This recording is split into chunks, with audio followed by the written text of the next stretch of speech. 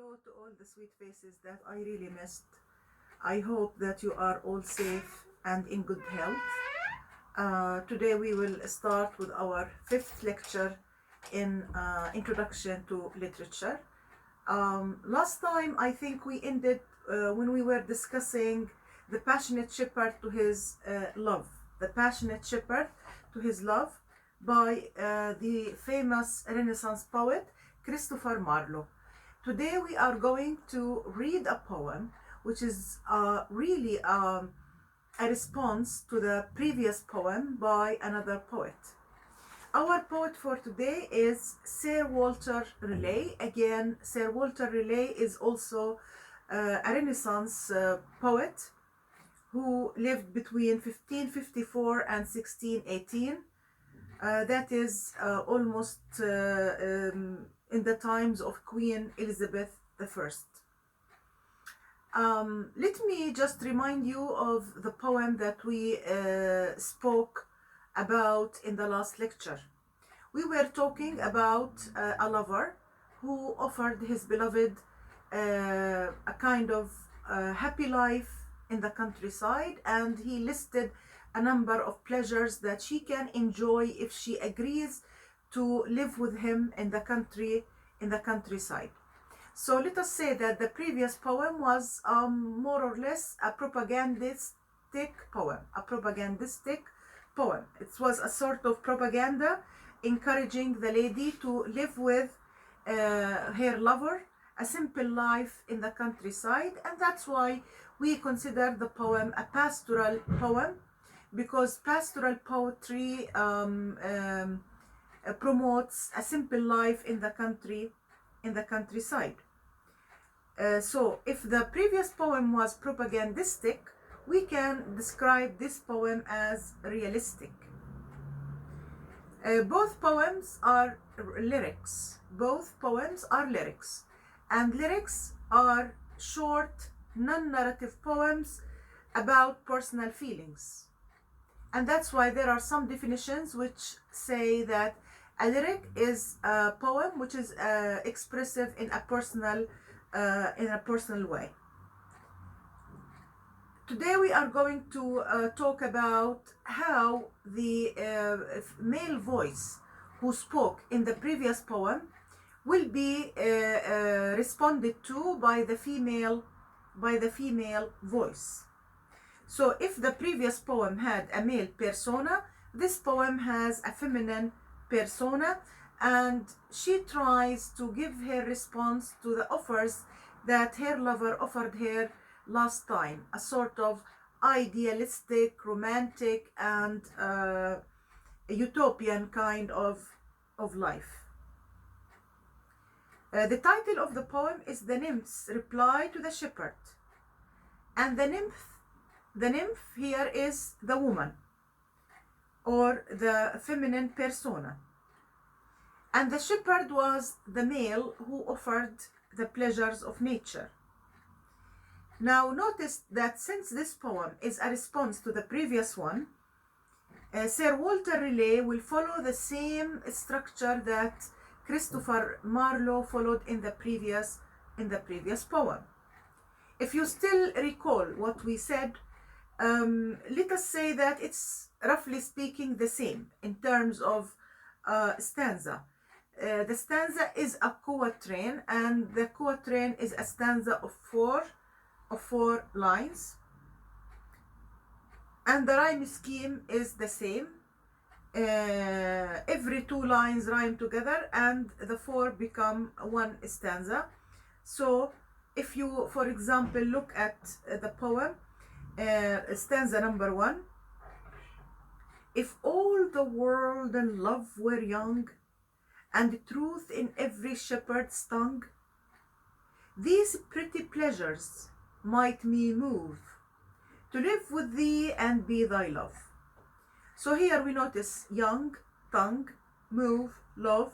So young, A, tongue, A, move, and love, B, B. So the rhyme scheme of the stanza is A, B, B. And the poet here, Walter Raleigh, follows the same structure, and also he has the same number of stanzas. Both poems contain 6 stanzas. Both poems have 6 stanzas each. And of course, this is typical of poems where one poem is a reply to the other. He should be following the same rhyme, the same rhythm, and the same stanza form, since one of them is a response to the other. Now, I want you to read this carefully at home and to think, is the lady going to accept the offers of her lover? Is she going to accept his invitation to come to him and to be his love? And does the lady consider the invitation as rather tempting? Or does she have a different argument? Also, as we read, we should try to read between the lines. Who is realistic and who is idealistic? Who tries to tempt and who tries to weigh things and see which is right and which is wrong? I think many of these questions can be answered if you think of what I started saying when I said one is propagandistic and the other one is realistic. So what does the female voice in the poem try to prove? Well, actually this poem shows this kind of difference in the attitude of the males and the females towards establishing a kind of love relationship, where the male is always randy, passionate, and probably reckless in the relationship, and the female who tries to think what is best for her. So if we just read the first line and see how the lady starts. If all the world and love were young, and the truth in every shepherd's tongue. Well, now you know that if we start something with if, this means that we are going to have a conditional clause. So the first part, the condition, if all the world and love were young, and the truth in every shepherd's tongue, these two things constitute what we might call the condition of the if clause. And the result is this: these pretty pleasures might, notice, might me move to live with thee and be thy love. Notice she is expressing her point of view using if clause type 2, because as you can see in line 1 we have where. So if we try to paraphrase what she said, she is trying to tell him that the world is not always young. Why? Well, we are not in Eden. You know, when God created the world, at the beginning we had Adam and Eve, and they lived in the Garden of Eden. So are we now in the Garden of Eden, where a human being is immortal? And immortal means he is not going to die. So the opposite is mortal. The mortal creature is the creature who dies eventually, but the immortal is the eternal creature. So the lady is very realistic. She tells him, are we in Eden, where we are going to stay forever and we are not going to die and we shall remain forever? So she tries to say, we are not in Eden and we are in this fallen world. We are in this fallen world where shepherds lie. And how do we know that she tries to say that shepherds lie? Because she said, and the truth in every shepherd's tongue. She says, if shepherds tell the truth. And we know that in the if clause, the positive is negative and the negative is positive. So when she says, and the truth in every shepherd's tongue, she means, and the truth is not in every shepherd's tongue. So you can guess that from the first stanza, the lady is not going to accept the invitation of the lover. She has a different plan to follow. Now she needs to give more details. So she says, time drives the flocks from field to fold, when rivers rage and rocks grow cold, and Philomel becomes dumb. The rest complains of cares to come. So if you still remember what he promised her, he spoke of watching the shepherds feeding their flocks.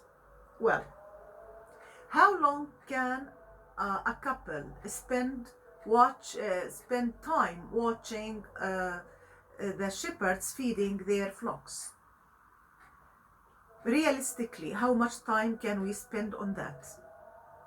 And do sheep stay in the same place for a long time and we can like watch them endlessly? And they will be sitting on the rocks, as he said in the previous poem. Now, what happens to the rocks? The woman says to him, rocks grow cold. Rocks grow cold. Idealistically, we sit on the rocks, and this is a very beautiful sight. But how long can we stay there? And how long can the rocks be warm? These questions are to be answered by the shepherd himself. Also, flocks will be driven to fold. They will go to their fold. Rivers are not always beautiful and murmuring. Rivers are not always romantic. Rivers also rage. There is the flooding of the river, for example. And about birds, the rest complains of cares to come. Birds also complain of winter and the harsh realities of winter. But let me stop here and see what the poet means by Philomel. Philomel could be just a reference to a singing bird. A singing bird which is known as the nightingale as well. The nightingale.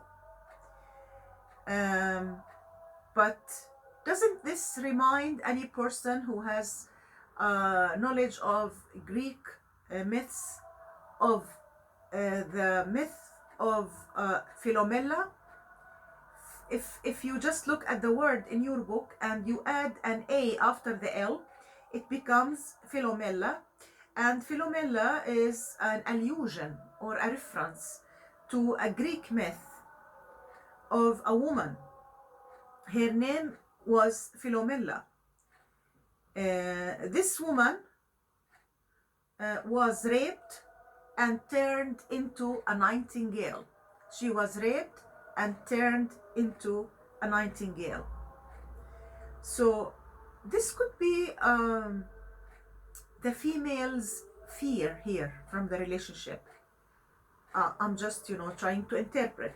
Why does the poet refer to this Greek myth of the woman who was raped and turned into a nightingale? Is it possible that the poet is saying that after men satisfy their desires from the woman, they just neglect her and leave her with her pain? Or is the speaker here trying to be realistic? There is more to any relationship than the physical aspects.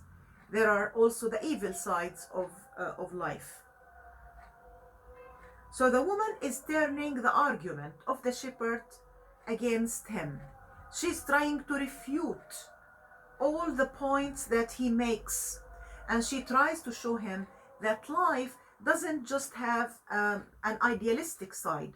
Life has another realistic side which is full of, let me say, harsh realities. Okay, guys? Now, if we move to the third stanza, we notice that she tries to remind him of all the blessings that he offered.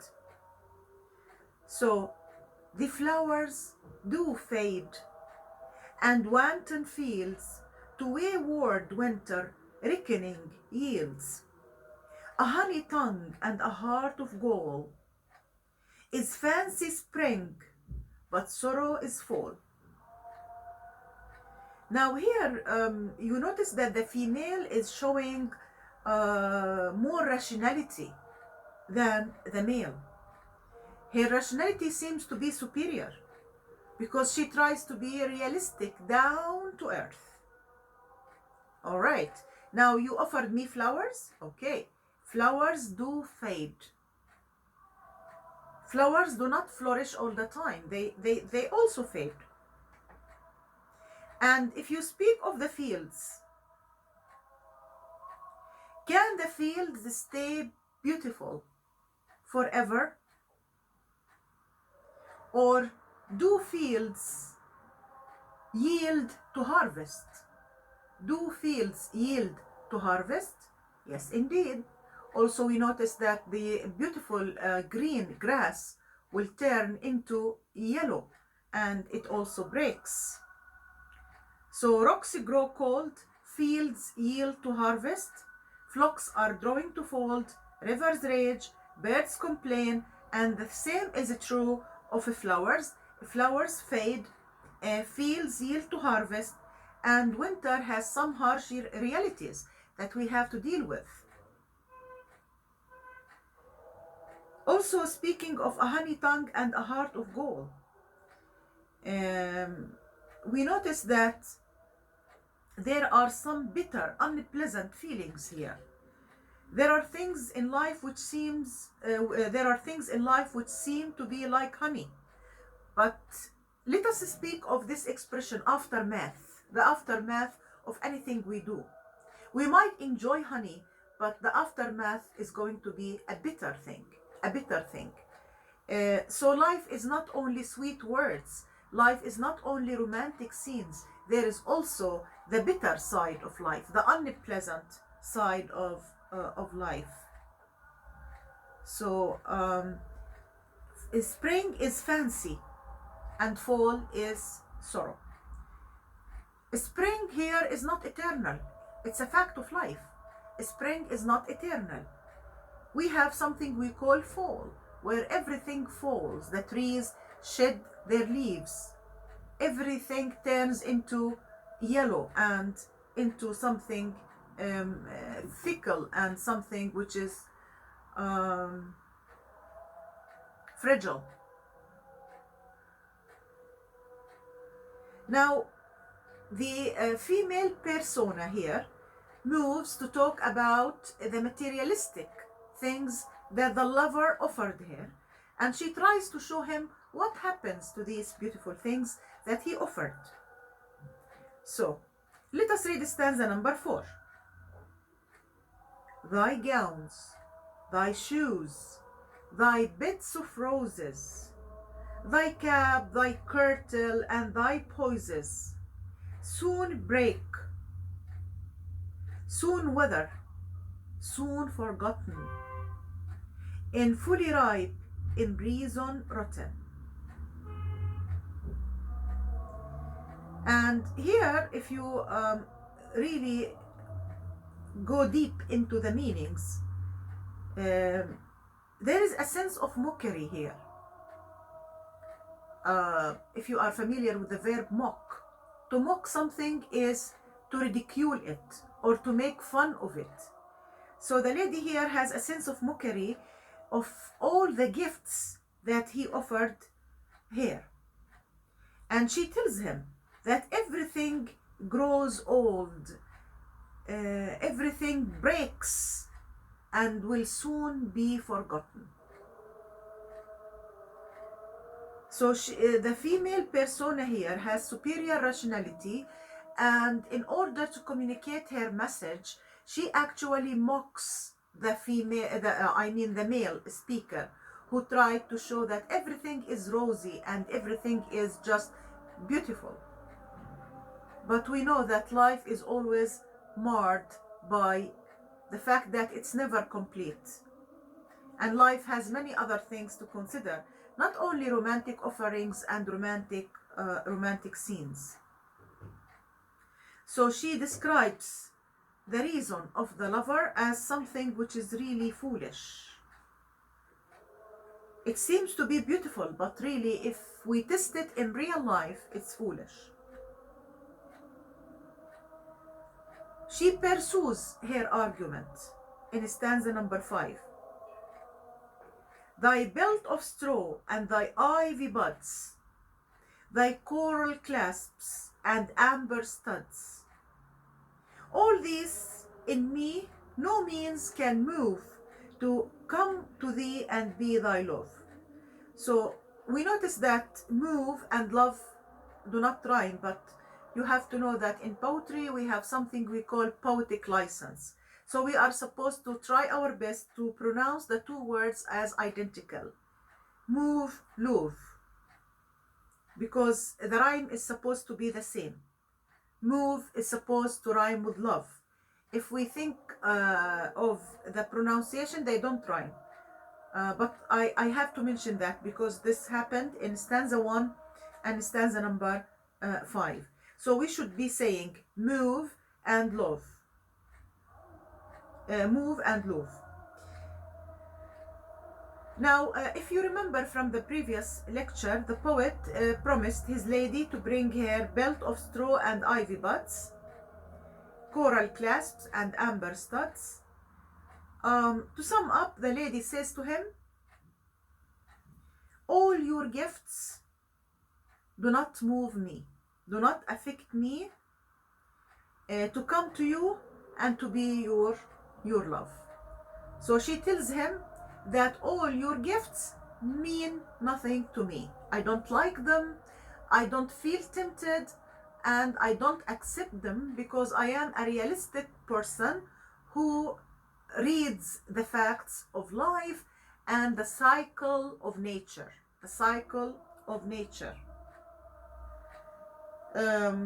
So any gift that she receives is already rotten in her eyes. Rotten in her eyes. Now, why are all these things rotten in her eyes? Well, the woman seems to be wise enough to realize that all these things will change. And this is what we call her foreknowledge. And her knowledge is something that was previously realized. So her foreknowledge of the change will eventually help her to reject all these offers. Now we know that in a lyric, usually we have 3 important parts in the poem. I want to you to keep this in mind as you read any lyric like this one. In any lyric, we have an introductory part that we call the introduction, and we have the body of the poem, and we have the conclusion of the poem. If you remember your knowledge of what we call a well-organized paragraph. A good organized paragraph includes an introduction, a body, and a conclusion. So we notice that the first stanza of the poem is like an introduction where the poet actually states why he started writing or the ideas that inspired him to start writing. In the body, he speaks about the feelings and the emotions suggested by the topic that he started talking about, and in the conclusion, the poet goes back to his initial mood and tries to offer something at the end of the poem. What does the poet try to offer? Of course, there are many options. He could offer a summary of the poem, he could pass a judgment, or give a piece of advice or a tip, let me call it, or probably he will leave it open to the readers. So this means that conclusions in lyrics are not obligatory, they are optional. Some poets who wrote lyrics gave conclusions, and some of them left their poems, open. Now let us see what our poet did in the poem that we have just discussed. Does he include a conclusion? Actually, yes. Obviously, the female persona is going to go back to her initial mood and to remind us of how she started her poem. So it is not surprising that she also ended by using if clause type 2. And if you remember, when we started discussing the poem, we said that stanza number 1 has a condition. The poet used an if clause to communicate her idea. So what does she say in the conclusion? But could youth last, and love still breed, had joys no date, nor age no need, then these delights my mind might move to live with thee and be thy love. Now, the fact that the female speaker here, or the female voice, started by using but, I'm sure, dear students, that you all know the meaning of but and why it is used. Usually but gives us what we might call the opposite idea. The opposite idea. Like when we say, I invited him to the party, but he did not come. So it is expected of the person who was invited to come, but he didn't come. So the lady is not going to say something positive, I guess. But could youth last and love still breed?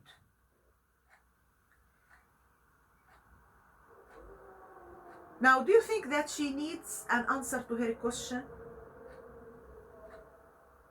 Yeah, I can hear you saying no. This is just a rhetorical question where it's enough to raise the question and to raise awareness of the answer, but we don't need to have an answer. It's a rhetorical question. Could youth last? Well, I think everybody would love to have this happen, but no one stays youthful forever.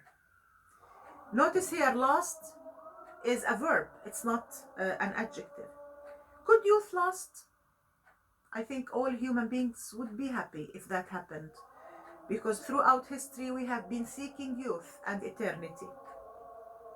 And love is still breed. Is it possible for love to stay forever? And love is still breed, how? This could also be a very deep meaning. Breeding might be the fruit of love. Even if we love, even if we get married and we have started like getting children, can this ability to get children last forever, or is there a date for this love to be fruitful? It's a good thing to contemplate. Had joys no date. Now here we started with the if clause. I know that you are first year students, so you might not be very skillful in connecting between literature and the stylistics. So we notice that the poet here uses if clause, but without using if. The poet used had joys no date. And I'm telling you that using had is very similar to using if. Because when we say had joys no date, we could also say if joys had no date. Had joys no date, nor age no need. One of the harsh realities of life is that we grow older. By the course of time, we grow older. And if you look at it, this is not a nice thing. All of us would like to remain young. So there is something that warns us. There is something that keeps telling us, hey, you're growing older. You are getting older. And your joys, the joys that you enjoy as a young person, will never remain with you as you grow older. Because there is a date for joys. There are times when we become too weak to enjoy life. Nor age, no need. Nor age, no need. Now, when we think of aging, I think aging is an age where we need special attention. There is some misery in old age. And all the romantic things that the poet in the previous poem offered to his lady will not really steadfast if we think of old men and old women. When we grow older, we cannot enjoy nature the way we want. There are special needs for old age. Old people cannot tolerate cold weather. They cannot sit on the rocks. They cannot chase the birds. They cannot enjoy looking at the animals being tended by the shepherds. You know, when you become old, you need a safe, warm place to keep you healthy and safe. So she tells him, if this is possible, I will come and be your love.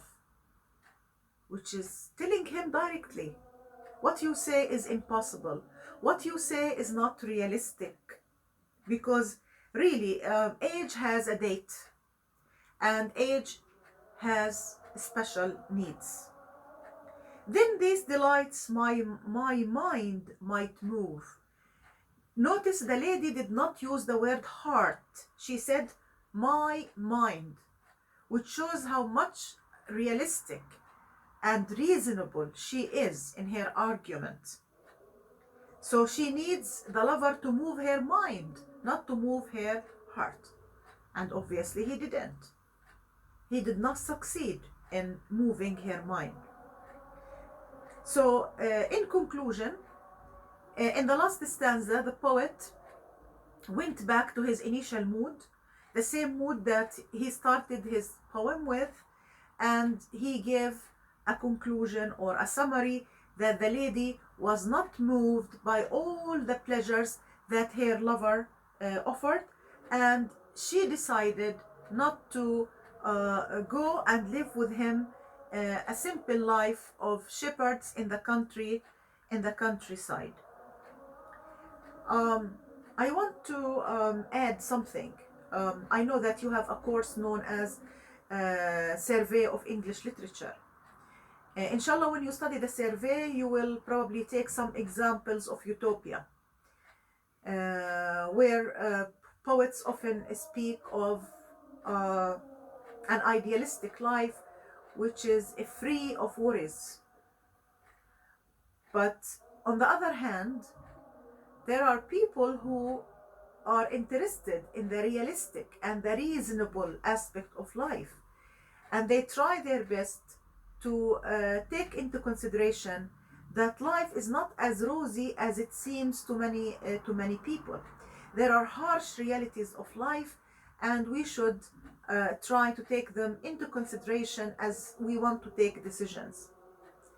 And here the female voice in the poem is the voice of reason, the voice of realism, whereas the voice of the lover in the previous poem was the voice of utopia, the voice of idealism, the voice of romanticism. Okay, you know, if you think about the first poem, a lot of ladies might say, wow, this is very, very idealistic. No, I mean, this is very romantic, and I would love to go and live in nature with my lover. But if they want to be realistic, they will try and think, is it possible to live life the way it is described in the poem? So it's no wonder that the second poem was not written by the same writer. The first poem was written by Christopher Marlowe, whereas the second poem was written by Sir Walter Raleigh, one of the writers and the knights of the Renaissance time, and he was successful in trying to communicate the thoughts and the ideas of the female persona in the poem. Notice that the two poems rely heavily on images.